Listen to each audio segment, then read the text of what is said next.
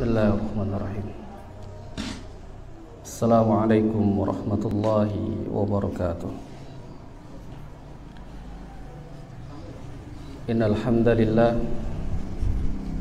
nahmaduhu wa nasta'inuhu wa nastaghfiruh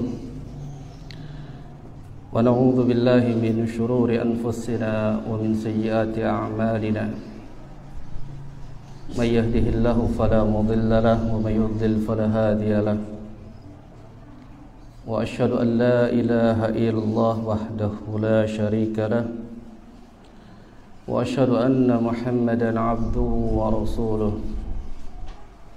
Qala Allah tabaraka wa ta'ala fi kitabihil karim, ya ayyuhalladzina amanu taqullaha haqqa tuqatih wa la tamutunna illa wa antum muslimun. Thumma amma ba'd. فإن أصدق الحديث كتاب الله وخير الهدي هدي محمد صلى الله عليه وعلى آله وسلم وشر الأمور محدثاتها وكل محدثات بدعة وكل بدعة ضلالة وكل ضلالة في النار. أيها الإخوة والأخوات معشر المسلمين والمسلمات rahimani rahimakumullah. Alhamdulillah, kita bersyukur kepada Allah Subhanahu wa ta'ala pada pagi yang mulia ini. Alhamdulillah, kita berkumpul di tempat yang penuh dengan keberkahan insyaallah ta'ala guna untuk mempelajari Al-Quran dan Sunnah. Adapun kajian kita ini kajian perdana yang insyaallah ta'ala kita akan membahas sebuah kitab yang ditulis oleh Fadilatul Syekh Sulaiman Ar-Ruhaili hafizahullahu ta'ala, yang beliau berikan judul kitab tersebut yaitu Haqquz Zawjaini, yaitu hak dan kewajiban bagi suami dan istri tentunya di dalam Islam. Islam agama yang besar, agama yang mulia, yang diajarkan oleh Nabi kita yang mulia sallallahu alaihi wasallam, dari hal yang besar sampai yang kecil diajarkan oleh Nabi kita yang mulia sallallahu alaihi wasallam. Oleh karena itu, para ulama menjelaskan bahwasanya inna dinal Islam, sungguhnya agama Islam adalah dinu rahmatan lil alamin, agama yang memberikan kasih sayang kepada seluruh alam. Dan ini sering dibicarakan dan sering didakwakan oleh para khutbah, para alim ulama, bahwasanya al-Islam wa dinu rahmatil alamin. Memang demikian, Islam adalah agama yang memberikan kedamaian. Islam memberikan rahmat bagi pemeluknya, dan bahkan untuk di luar Islam. Yang para ulama pun menjelaskan bahwasanya Islam adalah dinu khairin wa sa'adah wal falahi was salahi, agama di dalamnya penuh banyak kebaikan, kebahagiaan. Islam mengajarkan kebahagiaan baik itu di dunia maupun di akhirat. Yang disebutkan dalam hadis Rasulullah sallallahu alaihi wasallam menunjukkan ajaban lil amril mu'min, sungguh menakjubkan perkara orang-orang yang beriman. Inna amrahu kullahu khair, setiap perkaranya, setiap apa yang di dalam agama Islam itu ada kebaikan. Lalu Nabi SAW menyebutkan, walaysa dzaka li ahadin illa lil mu'min, tidaklah seorang mukmin apabila dia inna asabathu sarra'u, yani syakara fakana khairan lahu, apabila seorang muslim itu ditimpa suatu musibah, maka musibah itu adalah baik untuknya. Sebagaimana dalam belakangan ini negara kita banyak ujian oleh Allah Subhanahu wa taala. Jika dia sebagai seorang yang beriman, Nabi sallallahu alaihi wasallam syakara fakana khairan lahu, jika dia bersyukur, ya, maka dia akan mendapatkan kebaikan yang banyak.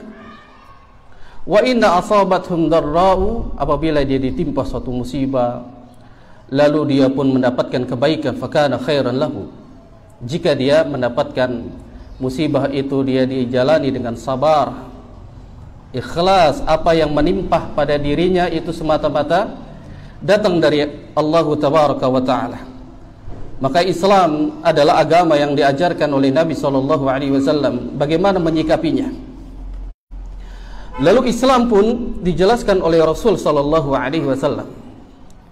Waqad ihtamal Islamu yajtama'u syu'unil hayati. Tidak lepas dan tidak luput agama Islam diajarkan tentang perkara kehidupan dunia. Diajarkan bagaimana cara kita hidup di dunia, mendapatkan kebahagiaan, mendapatkan di dalam rumah tangga jika kita telah berumah tangga, agar dapat sakinah, mawaddah warahmah. Dan ini suatu penting yang harus kita kaji. Kita sebagai seorang muslim yang awalnya belum menikah, ini ada haknya bagaimana dia memilih calonnya. Lalu setelah menikah ada haknya pula. Urusan dunia diajarkan oleh Nabi, tidak luput urusan perkara pernikahan. Makanya fa'amar Allah azza wa jal bin nikahi fi kitabihil karim. Allah Subhanahu wa taala menyebutkan tentang perkara urusan pernikahan, dicantumkan dalam Al-Quran pada surah An-Nisa pada ayat ketiga. Allah Subhanahu wa taala menyebutkan fankihu ma talaba lakum minan nisa mathna wa thulatha wa ruba' wa in khiftum alla ta'dilu fawahida. Allah Subhanahu wa taala menyebutkan tentang perkara urusan pernikahan. Ini urusan dunia. Allah sebutkan nikahilah oleh kalian dari wanita-wanita masna, dua, wa thulatha wa ruba', 3 atau 4. Maka ini perintahnya agar kita menikahi tidak satu wanita. Mohon maaf para ummahat, karena ini perintah dari Allah Tabaraka wa Ta'ala. Kita diperintahkan untuk menikahi para wanita, langsung diperintahkan 2, 3 dan 4. Namun ayat ini dilanjutkan wa in khiftum alla ta'dilu fawahida. Apabila kalian tidak bisa berlaku adil, maka cukuplah engkau menikahi satu wanita saja. Urusan dunia diajarkan, lalu bagaimana untuk menyikapi urusan tentang di pernikahan menuju akhirat, menuju kebahagiaan yang sampai nanti bersama di dalam surga Allah Subhanahu wa taala. Sebagaimana dalam hadis Rasulullah sallallahu alaihi wasallam menyebutkan dalam hadis yang dikeluarkan oleh Al-Imam Bukhari dan Al-Imam Muslim. Ini perintah pula untuk bagi para jomblo, bagi para bujang untuk segera menikah. Yang Nabi sallallahu alaihi wasallam menyebutkan, ya ma'syar sabab, wahai para pemuda, man istata'a minkumul ba'ah, jika kalian sanggup untuk menikah, falyatazawwaj, maka menikahlah. Ada apa di balik pernikahan yang asalnya Allah Tabaraka wa Ta'ala perintahkan, lalu Nabi SAW pun perintahkan, dan ini faidah daripada menikah, fa innahu aghaddu lil basar, untuk menundukkan pandangan dari melihat sesuatu yang diharamkan dalam syariat Islam.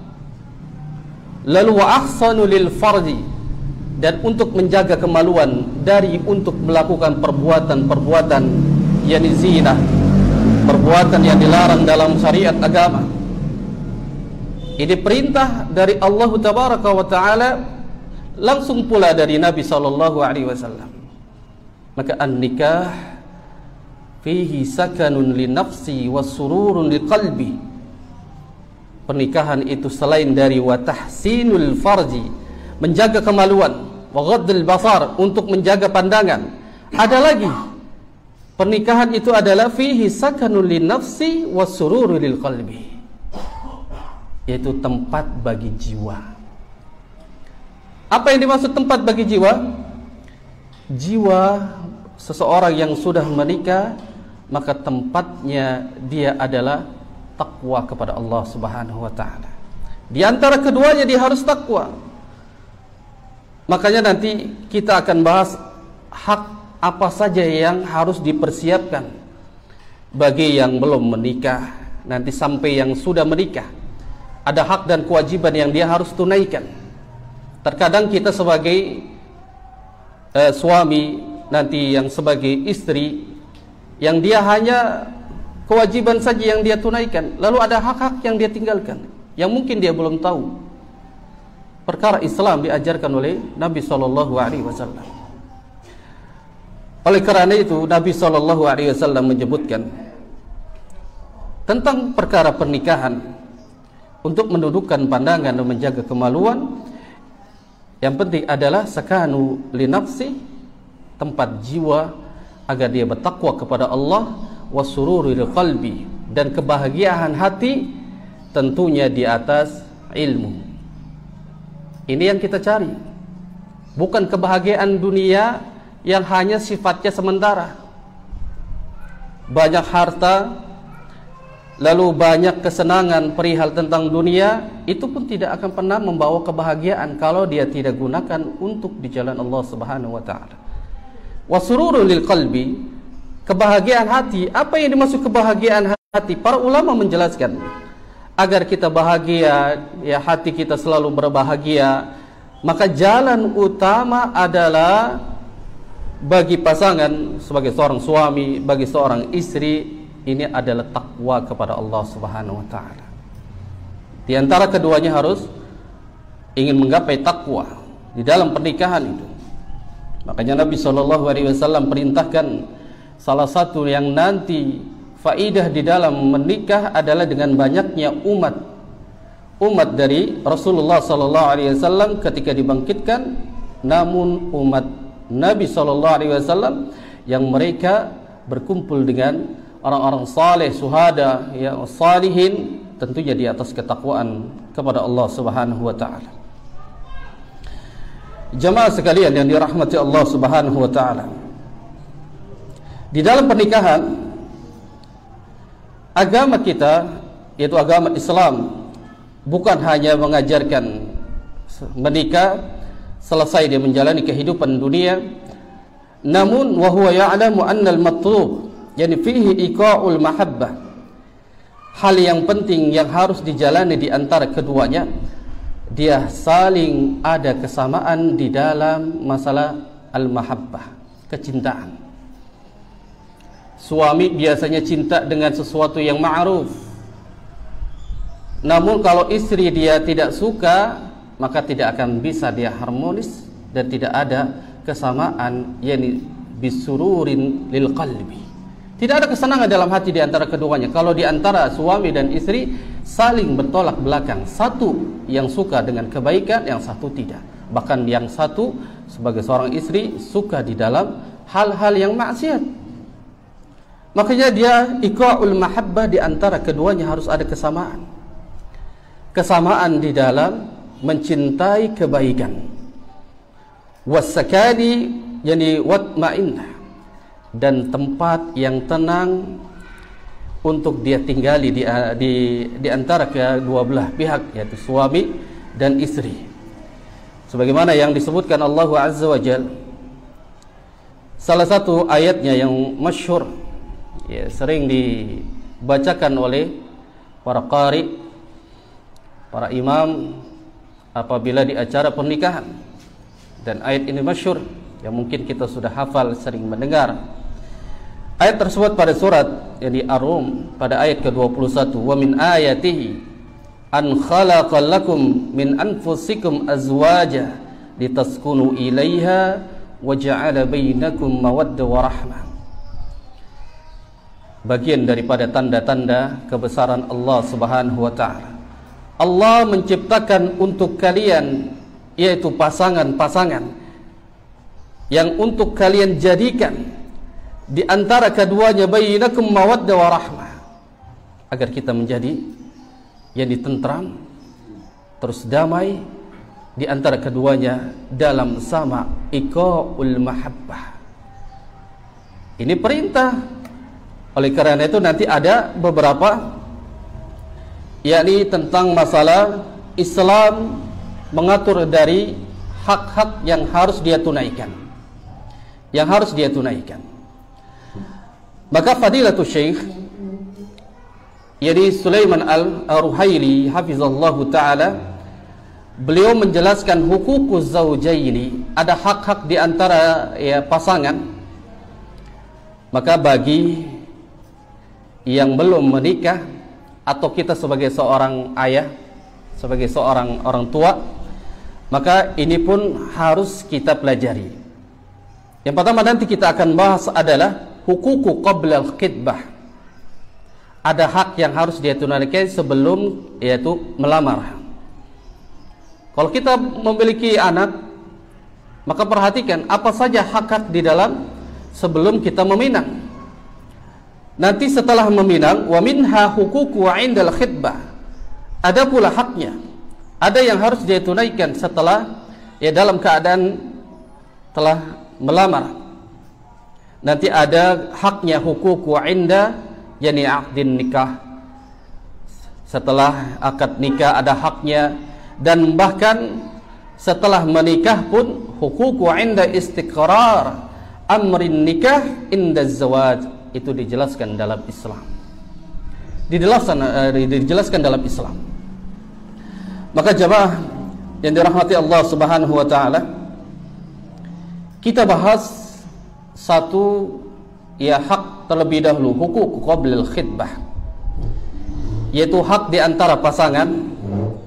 Yang maksud pasangan ini imma setelah dia menikah dia menjadi seorang ayah, imma dia menjadi seorang ibu yang nanti dia akan menikahkan anaknya, atau bagi para bujang yang belum menikah, baik laki-laki dan perempuan, ini pun harus diperhatikan mana saja hak-hak yang dia harus tunaikan, yang dia harus sampaikan sebelum dia mengkhitbah, sebelum melamar. Yang pertama, Fadilatul Syekh Sulaiman Ar-Ruhaili menyebutkan yang pertama hak di antara kedua pasangan, jadi hakul ikhtiyar bi an yakuna al-ikhtiyaru qa'iman 'ala tadayyun. Yang pertama kata beliau bahwasanya hak sebelum mengkhitbah, sebelum melamar, sebelum meminang adalah kita memilih calon. Tentunya memilih calon di sini adalah memilih pasangan adalah yang tegak di atas agama, tentunya agama wassalahi wa husnil khuluq. Agamanya baik dan akhlaknya baik. Ini yang harus diperhatikan. Kalau kita sebagai seorang ayah, kita sebagai seorang ibu, atau sebagai seorang yang ingin menikah laki-laki maupun perempuan, dia harus memilih pasangan yang di atas agamanya yang baik dan akhlaknya yang baik. Fayakuna ar-rajul raghiban fil mar'ati lis-salihah wa diniha. Maka seorang laki-laki apabila dia ingin meminang, maka cari wanita yang beragamanya baik, wa husnil khuluqiha, dan akhlaknya baik. Dan perempuan pun begitu. Demikian, dia harus mencari apa yang telah diperintahkan dalam syariat, dan ini hak yang harus dia tunaikan. Kenapa kita harus memilih calon? Tentu dalam Islam ada faidah dan ada kebaikannya. Makanya beliau mengatakan li'anna hadza asasul khairi wa sa'adah. Karena inilah asas pondasi di dalam kebahagiaan. Bagi seorang laki-laki hendak meminang, pilih, cari wanita yang baik agamanya, yang baik akhlaknya. Demikian pun wanita, cari laki-laki yang saleh, yang baik agamanya, yang baik akhlaknya. Lianna hadza asasul khairi wa sa'adah. Ini bentuk pondasi asas di dalam mendirikan rumah tangga, mendapatkan kebahagiaan, sa'adah, jadi mawaddah warahmah, di atas jadi ilmu agama yang baik dan akhlak yang baik. Dan ini adalah harus ditunaikan. Wa man udima dinahu, kalau seandainya kita memilih yang tidak ada agamanya, maksudnya agamanya buruk,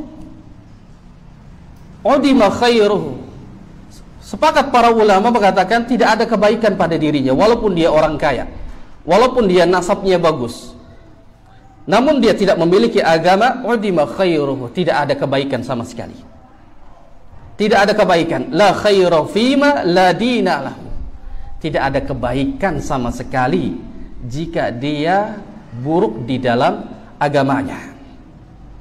Makanya beliau mengatakan walau kana fihi min asbabis sa'adah ma fihi, walaupun di dalam perkara dunianya dia bahagia, maksudnya adalah dia mumpuni, ya tercukupi, namun kalau dia tidak memiliki agama dengan baik, akhlak yang baik, maka tidak ada kebaikan di dalamnya. Kenapa demikian? Allah tabaraka wa ta'ala akan memuliakan hambanya tentunya di atas orang-orang yang memiliki ilmu. Agama adalah kita tegakkan dengan ilmu. Makanya Allah Subhanahu wa taala menyebutkan dalam surah Al-Mujadilah, yarfa'illahu alladhina amanu minkum walladhina utul ilma darajat. Allah akan mengangkat derajat orang-orang yang beriman lagi berilmu dengan beberapa derajat yang Allah Subhanahu wa taala akan muliakan. Allah Subhanahu wa taala akan berikan kebahagiaan, tenangnya hati, baiknya di dalam akhlaknya, itu yang mencerminkan jadi agama yang baik. Maka li'anna khaira la yumkinu an yakuna illa muqtarinan bid-din. Tidaklah ada kebaikan sama sekali di dalam pernikahan kalau dia tidak memiliki agama yang baik, dan ini sangat penting. Maka pilihlah kita yang beragama, tentu agamanya yang baik, akhlaknya yang baik. Banyak orang yang beragama, pintar dalam agama, tapi akhlaknya buruk. Makanya Nabi SAW selain untuk mengajarkan, mendakwakan agama Islam, diiringi dengan akhlak dan adab. Makanya orang yang mendapatkan ilmu, maka diiringi dengan adab yang baik, sesungguhnya dia telah beragama dengan baik dan benar sesuai dengan ajaran Nabi SAW. Agama yang harus dicari. Seandainya dia seorang yang kaya, kalau dia tidak memiliki agama, maka tidak ada kebahagiaan dalamnya. Kalau dia orang yang tampan, dia orang yang cantik, tanpa memiliki agama pun dia tidak ada kebahagiaan di dalamnya. Makanya Nabi SAW menyebutkan dalam hadis, yani Nabi SAW perintahkan faqala muwajjihan az-zawaj, untuk perkara pernikahan. Beliau mengatakan, yani tunkahul mar'atu li arba', nikahilah wanita cari dari 4 perkara ini. Cari 4 perkara ini, kata Nabi SAW. Yang pertama adalah limaliha, hartanya, kita cari hartanya. Yang kedua wali hasabiha, nasab garis keturunan, bobot bebetnya kita cari, kita pilih. Yang ketiga wali jamaliha, dari kecantikannya. Lalu yang keempat wali diniha, cari pilih yang agamanya. Namun Nabi SAW menyebutkan kembali fadfar bidzatid din taribat yadaka, maka pilihlah oleh kalian dari agamanya, niscaya engkau akan mendapatkan kebahagiaan. Rasul SAW tidak memerintahkan ya yang terpenting harta, nasab, kemudian tampan, cantik, tidak, akan tetapi walidiniha, cari yang beragama. Kembali, jika orang tersebut, jika pinangan tersebut adalah orang yang kaya raya, yang bisa dia gapai apa saja yang dia inginkan di dunia, namun jika dia tidak beragama, tidak ada kebahagiaan di dalamnya. Orang yang cantik, orang yang tampan, ini pun kalau tidak ada agama, tidak ada kebahagiaan di dalamnya. Nasab, garis keturunan pun demikian. Makanya Nabi SAW walidiniha, pilih yang beragama. Karena dengan agama kita mendapatkan yakni kebahagiaan yang hakiki. Di antara keduanya bisa saling yakni kesamaan di dalam al-mahabbatu, kecintaan di dalam mentaati Allah dan mentaati Rasul sallallahu alaihi wasallam. Maka Nabi sallallahu alaihi wasallam menyebutkan dalam hadis yang lain, waliyatakhid ahadukum qalban syakira, maka ambillah oleh kalian pasangan-pasangan. Yang pertama adalah qalban syakiran, yang hatinya selalu bersyukur. Makanya dalam hadis yang lain Rasulullah sallallahu alaihi wasallam menyebutkan bahwasanya ketika Rasul Isra dan Mi'raj lalu diperlihatkan tentang surga dan neraka, lalu diperlihatkanlah neraka penghuninya paling banyak wanita, lalu disampaikan oleh Nabi SAW. Maka para sahabat, ya Rasulullah, apakah ya para wanita ini yang mereka ini suka berbuat dosa dan maksiat yang besar, melakukan kesyirikan? La, tidak. Mereka melakukan sesuatu yang mungkin dianggap remeh, kecil oleh mereka. Lalu Nabi SAW menyebutkan kebanyakan para wanita penghuni neraka jahanam, karena apabila dia sudah menikah lalu diberikan haknya oleh suami, lalu dia tidak mensyukuri apa yang telah diberikan oleh suaminya, maka dia tidak pandai bersyukur. Maka Nabi perintahkan pilih yang pandai bersyukur. Bagi seorang istri ketika suami memberikan nafkah besar kecilnya, bersyukur. Ini satu ya kenikmatan yang kita miliki jika kita mendapatkan istri yang selalu bersyukur atas pemberian dari nafkah kita. Yang kedua, walisanan dzakiran, yang lisannya tidak kering, senantiasa dia berzikir kepada Allah. Itu yang dicari.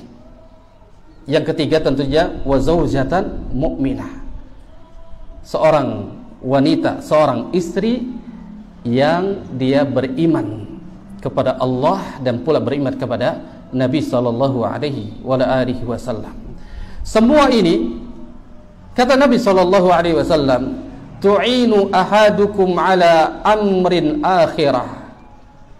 Apabila seorang pasangan itu hatinya selalu bersyukur kepada Allah, lisannya selalu basah berzikir kepada Allah, lalu dia memilih, kalau dia seorang laki-laki, dia memilih wanita yang mukminah. Seorang perempuan tentunya dia mencari laki-laki yang mukmin. Dan di dalamnya, jika dia sudah mukmin, beriman, kemudian dia di atas ilmu, tentu di dalamnya tu'inu ahadukum ala amrin akhirah, saling membantu di dalam mengingatkan tentang masalah akhirat, saling membantu bagaimana cara kita bisa hidup bersama di dalam surga. Tidak egois, tidak masing-masing, maka kebersamaan itu yang dimiliki. Oleh karena itu, para ulama pun menjelaskan salah satu umuri ada 3 perkara. Yang 3 perkara tersebut kalau ada pada diri kita, bagi seorang bujang, laki-laki dan perempuan, bagi seorang yang sudah menikah, bagi seorang yang sebagai ayah atau seorang ibu, 3 perkara tersebut akan berlimpah kebaikan padanya. Apa saja yang dimaksud 3 perkara itu? Yang disebutkan tadi oleh Nabi SAW, yakni qalbun syakiran, yang hatinya selalu bersyukur kepada Allah, wa lisanun dzakirun, yang lisannya selalu berzikir kepada Allah, wa mar'atun khayyaratun, yakni dayyinah, yang seorang wanita yang baik agamanya, kalau dia seorang laki-laki yang baik pula agamanya. Semua ini akan mengingatkan kepada kebaikan, dan ini yang dicari. Ini yang dicari, yakni yang tentang kebaikan akhirat, bukan dunia. Makanya Nabi SAW menyebutkan ad-dunya mata'un wa khairuhu mata'iha al-mar'atu salihah. Jadi kebaikan dunia itu ada pada wanita salihah. Wanita salihah yang baik akhlaknya, yang beragama. Itulah sesungguhnya perhiasan dunia. Kita tidak memilih yakni karena kecantikannya, kekayaannya. Untuk apa kekayaan, kecantikan, nasab kalau tidak di atas ilmu? Tidak ada kebahagiaan sama sekali. Dan ini hak sebelum kita meminang. Kita harus berikan haknya. Salah satu wa yaqulun Nabi sallallahu alaihi wasallam fi haqqi zaujah. Ada hak di sana di antara dua pasangan. Lalu Nabi SAW menyebutkan adalah memilih agama yang baik, yang akhlaknya baik, tentu dia akan mendapatkan kebahagiaan. Maka jika datang kepada kita sebagai seorang ayah, ibu, ada yang datang kepada kita meminang dari anak kita sedangkan agamanya baik, lalu dia menolaknya karena dia miskin, dia menolaknya karena dia tidak tampan, dia tidak cantik, nasabnya tidak bagus, dia menolaknya. Hati-hati kita sebagai orang tua. Dan hati-hati bagi seorang laki-laki yang bujang, dan hati-hati bagi wanita juga yang bujang. Apabila datang seorang saleh untuk meminang dirinya, baik agamanya, baik akhlaknya, lalu dia tolak, maka Nabi akan mengatakan dia akan mendapatkan fitnah yang besar. Rasulullah SAW sabdakan mengenai tentang hal ini, yang kata Nabi SAW, idza atakum man tardawna dinahu wa khuluquhu, apabila datang di antara kalian ada seseorang yang baik agamanya, akhlaknya baik, lalu Rasul SAW perintahkan fazawwijuhu, nikahi. Tidak memilih dan tidak memandang apa statusnya dia, namun kita telah mengetahui baik agamanya, akhlaknya baik, maka Nabi SAW perintahkan yakni fazawwijuhu, nikahi dia. Illa taf'aluhu, kalau dia tidak melakukan itu, dia tidak menikahi itu, takun fitnatun fil ardh, takut akan fitnah yang akan terjadi di muka bumi ini, fasadun arid, yang akan menjadi musibah.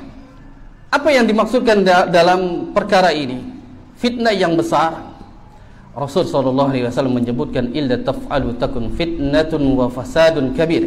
Kalau dia tidak melakukan itu, dia tidak menikahkan itu, dia menolak karena dia miskin, dia menolak karena nasabnya tidak bagus, dia menolak karena dia buruk dari fisiknya, maka Nabi SAW dia akan mendapatkan fitnah yang besar. Yang dimaksudkan para ulama menjelaskan, idza lam yuzawwiju ar-rajula sahib ad-din wa khuluqi la budda min wuqu'il fitnah. Maka apabila dia menolaknya dari yang datang baik akhlaknya, agamanya baik, dia akan terjatuh ke dalam fitnah li'anna imma an yuwajjiha lirrajul, maka dia akan mendapatkan fitnah. Fitnah yang terbesar adalah mungkin dia akan mendapatkan pasangan yang tidak lebih baik sebagaimana yang datang baik agamanya. Maka perintah Nabi SAW, maka nikahi langsung. Kalau dia tidak ada agama, la dinahu indahu la khuluqu indahu, tidak ada agama, akhlaknya buruk, maka famada yasna'u biha, bagaimana mungkin dia bisa menjalani rumah tangga mendapatkan kebahagiaan, yakni sa'adah li qalbi, di hatinya pun tidak ada kebahagiaan kalau dia tidak dibarengi dengan ilmu. Berapa banyak kalau kita melihat, jadi mereka menikah karena harta, karena kecantikan. Apakah mereka langgeng sampai ke dalam surga? Tanpa adanya ilmu agama tidak ada sama sekali kebahagiaan. Yang ada hanya ribut di dalam rumah tersebut karena tidak ada kesamaan. Jadi di dalam al-mahabbatu lillahi azza wa jalla tidak ada kesamaan di dalam al-mahabbatu li Rasul sallallahu alaihi wasallam karena hatinya tidak ada ilmu. Tidak ada akhlak yang mungkin seorang istri dia melawan kepada suaminya, yang nanti suaminya ini tidak bisa mendidiknya karena tidak memiliki ilmu. Allah akan muliakan ini bagi hamba-hambanya, orang yang beriman tentu di atas ilmu. Maka ini hak yang harus kita tunaikan. Kita memilih pasangan itu di atas agama yang baik, tentu akhlak yang baik. Tidak akan pernah mungkin para ulama sepakat famada yasna'u biha qad yu'adzibuhu, yani qad yatlubu minha ma haramallahu. Bahkan kalau dia menikah di antara keduanya tanpa adanya ilmu agama yang menyertai di dalam pernikahannya, niscaya rumah tersebut di dalamnya akan banyak melakukan yang diharamkan Allah Subhanahu wa taala. Ini sudah pasti. Karena minimnya ilmu, suaminya minim ilmu agama, istrinya pun demikian, tidak mungkin mendapatkan kebahagiaan di dalam rumah tangganya. Makanya Allah Subhanahu wa taala memilih, ya, dijadikan pasangan litaskunu ilaiha, dijadikan pasangan untuk kalian, yaitu agar kalian mendapatkan sakinah mawaddah warahmah, tentu yani ala dinil basirah, di atas ilmu. Di atas ilmu. Tidak mungkin seseorang akan membangun rumah tangga tanpa diiringi dengan ilmu. Sebagaimana halnya dunia, seseorang yang ingin membangun rumah namun yang membangun tidak memiliki ilmu arsitek, tentu tidak akan pernah bisa dia membangun rumah idaman dia kalau dia tidak diiringi dengan ilmu. Agama pun demikian, apalagi pernikahan. Bukan sekedar kita menikah ingin mendapatkan wanita yang cantik, laki-laki yang tampan, yang kaya, namun tujuan kita adalah untuk menjadikan rumah tangga kita ini menjadi rumah tangga yang diidam-idamkan, ya, oleh dalam Islam, agar menjadi suri toladan bagi masyarakat, bahwasanya kita bisa menjadikan rumah tangga rumah yang sakinah mawaddah warahmah, tentunya di atas ilmu. Ini yang terpenting. Maka jamaah sekalian yang dirahmati Allah Subhanahu wa taala, sebagaimana kisah disebutkan, kisah ini riwayatnya oleh Ibnu Abi Dunya, disebutkan pula oleh Al-Imam Ibnul Qayyim Al-Jauziyah rahimahullahu ta'ala, bahwasanya berkatalah seseorang laki-laki kepada, yakni Al-Hasan bin Ali radhiyallahu ta'ala anhu. Datanglah Hasan, ya, bin Ali didatangi oleh seorang laki-laki yang dia mengatakan khatiba ibnati jama'atun, dan dia mengatakan sungguh anak perempuanku banyak yang ingin meminang. Jadi banyak laki-laki yang ingin meminangnya. Namun dia bertanya kepada Al-Hasan bin Ali radhiyallahu ta'ala. Lantas apa kata Al-Hasan bin Ali?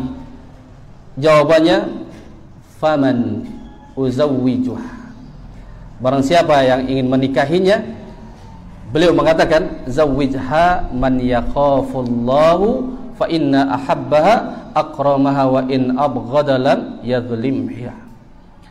Kata beliau mengatakan, nikahilah, pilihlah, carilah yang ingin menikahi anakmu man yakhafullahu azza wa jal, yang dia takut kepada Allah subhanahu wa ta'ala.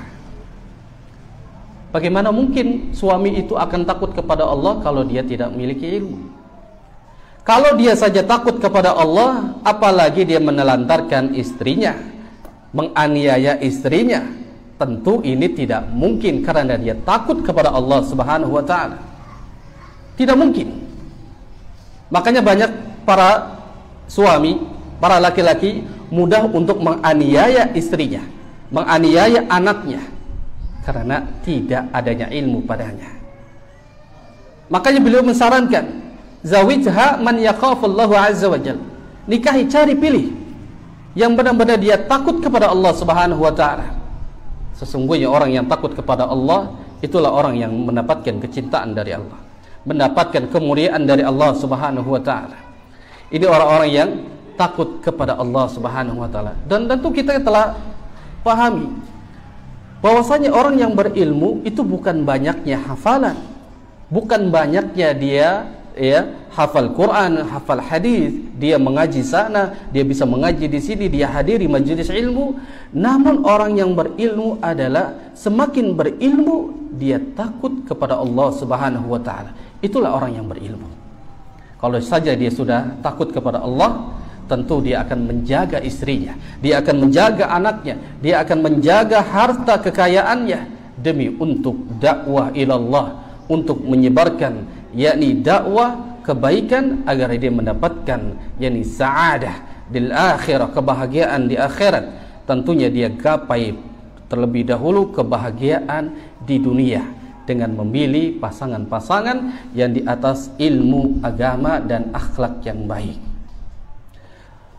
Para jamaah sekalian yang dirahmati Allah subhanahu wa ta'ala, ini salah satu hak di dalam qablal khitbah, sebelum yakni meminang. Hendaknya kita memilih mana yang kita pilih pasangan untuk anak kita, mana yang kita pilih kita sebagai seorang ayah. Jangan salah pilih di dalam menikahkan anaknya. Atau kita nanti sebagai seorang yang ingin menikah, baik laki-laki maupun perempuan, maka pilih. Maka ini hak di antara sebelum khitbah. Baik, sampai jam berapa? Baik, insyaallah ta'ala kita cukupkan terlebih dahulu.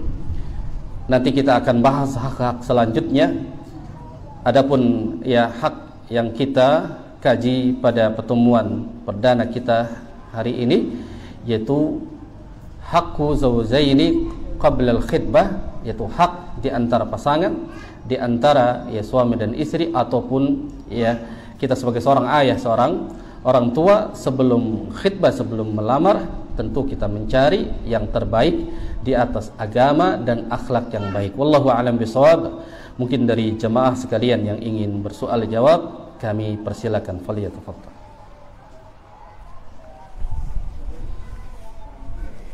Akhwat bisa tanya. Ya, tafadhal. Waalaikumsalam. Ada pasangan suami istri yang non muslim. Iya. Kemudian dengan hidayah dari Allah mereka masuk Islam. Apakah mereka harus akad kembali? Baik. Ada sebuah pertanyaan dari ikhwan. Ada seorang sudah menikah suami istri, namun di awal pernikahan mereka masih kafir. Namun setelah berjalannya pernikahan, lalu dia masuk Islam. Keduanya masuk Islam. Suami dan istri tersebut masuk Islam. Menjadi pertanyaan, apakah akadnya diulang kembali atau tidak? Baik, barakallahu fiik. Dalam Islam, pernikahan di atas kekufuran, tentunya dia bukan seorang muslim, maka akadnya batal. Tidak dihitung sebagai syarat, hilangnya dari syarat pernikahan diantaranya dia tidak beriman kepada Allah. Lalu yang menjadi kewajiban dia diulang kembali akadnya, diulang kembali. ada orang tuanya yang menikahkan kembali karena dia telah Islam. Karena Islam itu adalah yang ketika menjadi akad pernikahan tentu di atas yakni kalimat tauhid, ya, la ilaha illallah. Bahkan kalau ada seorang satu muslim, satu kafir, ini tidak sah pernikahannya. Dan para ulama mengatakan dianggap dia melakukan perzinahan selama dia berkumpul. Karena dia tidak ada kesamaan di dalam beriman kepada Allah Subhanahu wa taala. Allah sebutkan dalam Al-Qur'an, itu disebutkan agar orang-orang kafir, ya, orang-orang musyrikin, mereka agar menikahi kepada orang-orang musyrikin, orang yang beriman dengan orang yang beriman. Ada kisah dari seorang sahabat yang ketika itu hijrah mengikuti Nabi SAW ke kota Madinah. Sahabat ini tinggal di kota Mekah. Lalu ketika hijrah masuk ke dalam Islam, dia mengatakan kepada Rasulullah, "Ya Nabi, sesungguhnya istriku ingin aku rujuk kembali." Maksudnya ingin pulang. Lalu dikatakan oleh Nabi, "Apakah dia sudah muslim, masuk Islam?" "Belum ya Rasulullah." "Jangan. Sampai dia memeluk Islam baru engkau datangi kembali." Dan ini menunjukkan bahwasanya para ulama tidak sah pernikahannya. Makanya Nabi perintahkan agar dia ikut hijrah ke kota Madinah, meninggalkan istrinya, karena batal pernikahannya. Karena pernikahan dalam Islam itu harus sama-sama beriman kepada Allah. Sampai dia beriman dulu, ya, baru dia akan kembali kepada istrinya. Maka datanglah sahabat ini kepada istrinya, "Saya tidak akan kembali ke rumah sebelum engkau masuk ke dalam Islam." Namun istrinya itu adalah orang yang taat pada agama ya terdahulu. Akhirnya mereka dipisahkan dengan keyakinan masing-masing. Itu yang dia harus lakukan adalah menikah ulang, ya, akad nikah ulang, yaitu sebagai simbol saja, nggak usah perlu dimewah-mewahkan, nggak usah, ya, diulang saja akad nikahnya. Insyaallah taala itu menjadi baik buat kita. Yang sudah dijalani anak bagaimana ini, apakah dianggap sebagai berzina? Sudah, kalau dia kembali kepada Allah, Allah maafkan, gitu. Ya, sudah maafkan Allah wa sallam. Demikian. Ya, fadhal. Bagaimana cara juga yang melamar secara syar'i? Baik. Ada pertanyaan yang kedua, bagaimana cara kita melamar yang sesuai dengan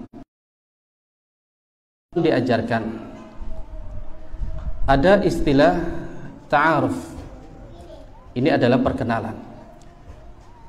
Perkenalan di sini ta'aruf adalah yang dia di atas, ya, wasilah yang benar, memperkenalkan antara laki-laki dan perempuan. Ini awalnya.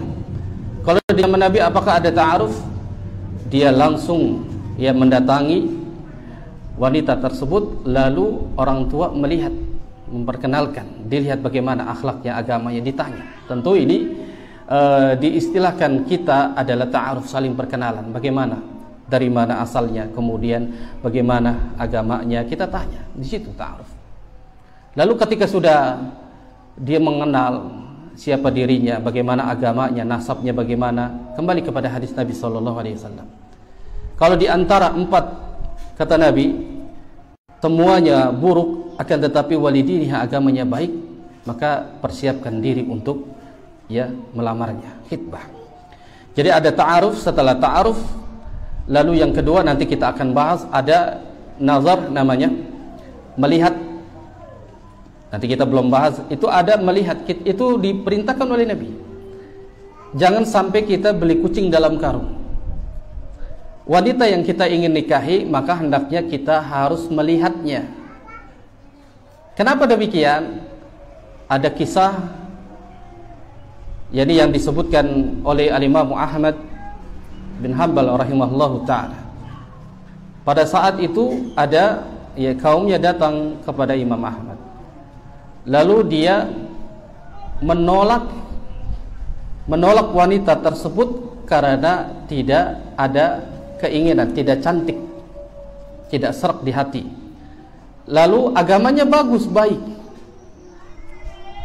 Lantaran dia tidak nazar, tidak melihat terlebih dahulu. Begitu dia sudah agamanya baik, begitu melihat ternyata tidak sesuai di hati, lalu dia menolaknya, dan dia takut sebagaimana hadis Rasulullah SAW disebutkan tadi, akan mendapatkan fitnah dan kerusakan di muka bumi. Lalu kata Al-Imam Ahmad, maka hendaklah pada saat ini, kata beliau, aku berpendapat bahwasanya nazar terlebih dahulu daripada dia ta'arufnya.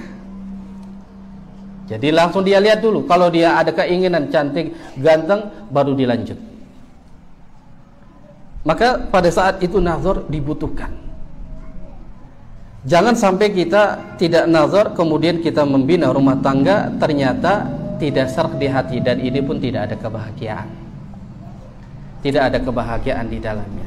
Namun kalau di saat ta'aruf kita, di saat perkenalan kita, sudah sama-sama baik agamanya, kemudian nazar sama-sama suka, maka ada tahap selanjutnya adalah khitbah, melamar. Nah, melamar itu tentu ya atas kesepakatan melamar yang sesuai dengan syariat. Bagaimana sih? Tentunya apabila kita melamar yang ada adat istiadat ya di negeri kita, selama itu tidak bertentangan dengan syariat, tidak ada kesyirikan, tidak ada maksiat, maka wala ba'sa bih, tidak mengapa kita gandengkan dengan adat istiadat. Namun kalau ada adat istiadat yang melanggar dalam syariat, maka jangan lakukan, karena itu bukan bagian daripada Islam. Ya kalau di dalam kita kan apa?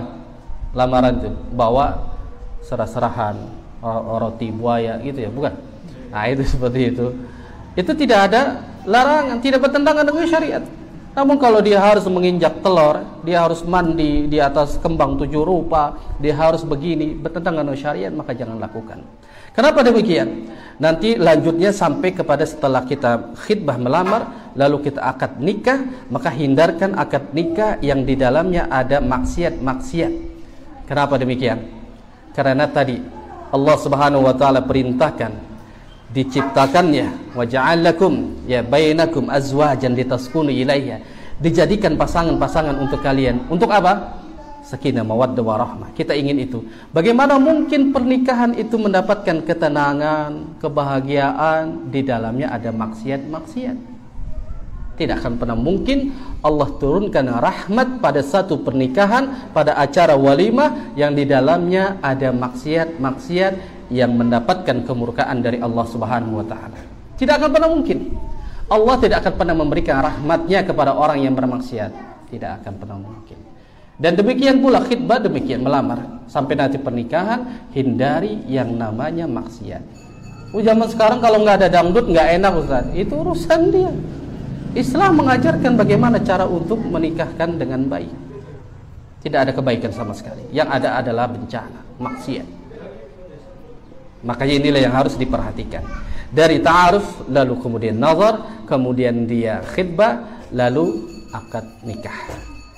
Ya, dari perkenalan terlebih dahulu, kemudian dia melihat, kemudian dia melamar, kemudian ya menikah. InsyaAllah hindari dari hal yang maksiat, maka Allah akan turunkan keberkahan dan rahmatnya bagi pasangan tersebut. Wallahu a'lam bishawab. Dari akhwat mungkin ada mikrofon.